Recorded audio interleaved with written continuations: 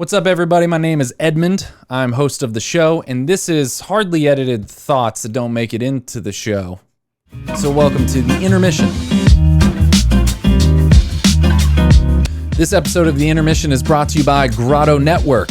They're sharing stories and insights about living life boldly. You can check them out at Grotto Network on social media or at grottonetwork.com. Thanks, Grotto Network, for sponsoring this episode of the Intermission.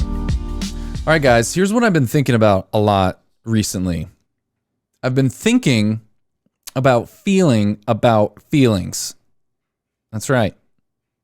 I've been thinking a lot about feelings about feelings.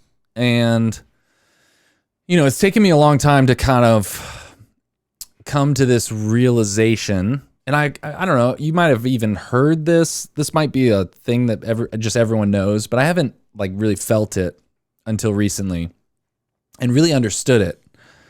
And one of the things that helped me, a few things that helped me understand this was trying meditation, trying Headspace. There was a time at work where I was really anxious and really just like overwhelmed and stressed and anxious. And I tried this app called Headspace. It has this like free trial and it, you know, walks you through, you know, I don't know, 2 minutes or 5 minutes of meditation. So that was like a first kind of step in this direction. The second thing was doing marriage counseling. Highly recommend. We've done episodes. My wife and I have done episodes about marriage counseling. So just starting to process. I've always been really aware of my thoughts, or I've always been probably too self-aware or introspective throughout my life. So marriage counseling, and then, you know, and the personal counseling that comes from that.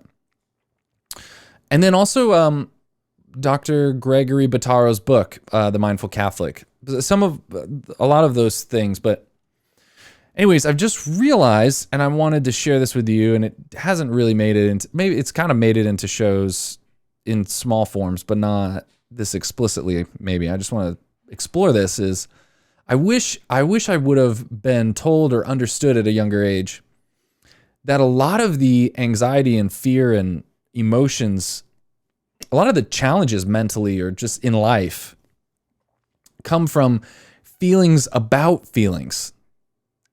And that's super, it's just so, I don't know. Once you say it, it sounds obvious, but I've experienced a lot, especially once you become a parent. One of the hardest parts about being a parent is when you're mad at your kids, and what makes it 10 times worse is feeling awful about being mad at your kids or like losing your temper. I didn't realize that most adults, you know, teachers and parents and all these, when they're flying off the handle or when they're mad or they're upset, a lot of the baggage in that moment is just feeling like garbage that you even feel the way you feel. Like you feel feelings about your feelings. You feel angry that you're angry again, or you feel guilty that you're angry again, or you feel sad and detached from other people because you're angry again, or like feelings about your feelings. And I've tried recently kind of cultivating this practice of, you know, being unjudgmental of the feelings,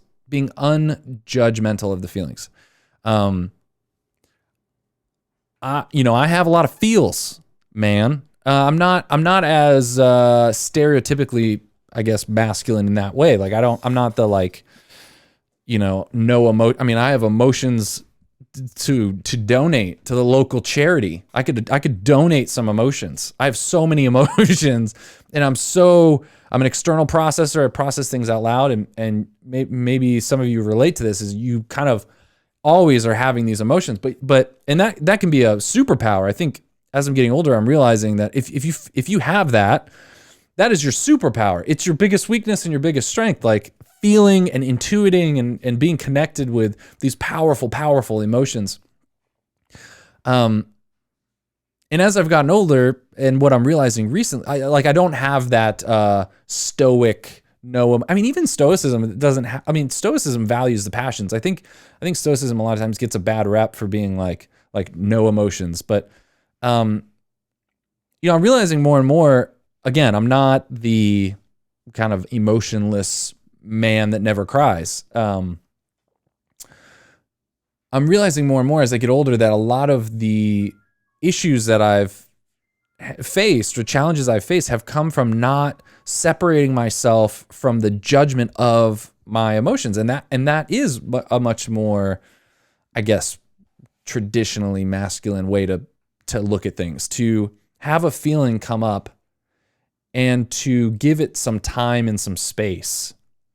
Because I think when feelings rush into us, if someone at work says something, or a friend, or something happens, and this emotion comes rushing into your body, what meditation kind of taught me, in trying that, and I don't do it a lot, but I mean, that whole process, that exercise of meditation, was the practice of allowing an emotion to come up and observing it, not like allowing it to take over everything, but observing and just being curious about it. Like, wow, anger is coming up, or wow, insecurity or anxiousness is surfacing from this event, and trying to take a step back and just observing it and not allowing yourself to jump to the judgment of it.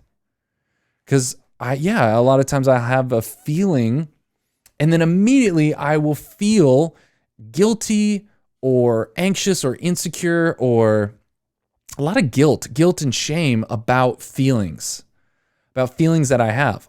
And I think a lot of it stems from this kind of inflated image of yourself, who you want to be. You want to be a person who doesn't have fear, who isn't insecure, who isn't doubting, or who is, you have this perception of yourself. And then who you actually are is having all these feelings and emotions that you're like, this is not the guy I want to be.